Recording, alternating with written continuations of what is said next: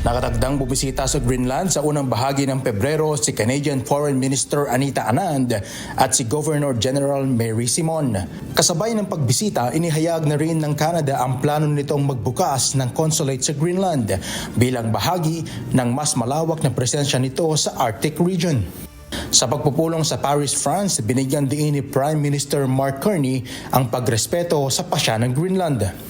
Pinuri naman ni Danish Prime Minister Mette Frederiksen ang paninindigan ni Carney at ipinahayag ang tiwala na kayang panatilihin ng NATO ang seguridad sa Arctic sa pamamagitan ng kooperasyon ng mga kaalyado. Samantala, nagpahayag naman ang ilang bansa sa Europe at Canada ng suporta at pagkikiisa sa pagdepensa sa soberenya ng Greenland na isang Inuit self-governing territory ng kaharian ng Denmark. Sa isang joint statement, binigyan diin ng mga leader ng France, Germany, Italy, Poland, Spain, Denmark at United Kingdom na ang Greenland ay pag-aari ng kanyang mga mamamayan. Nilinaw sa pahayag na tanging ang Denmark at Greenland lamang ang may karapatang magpasya sa anumang usaping may kaugnayan sa kanilang teritoryo.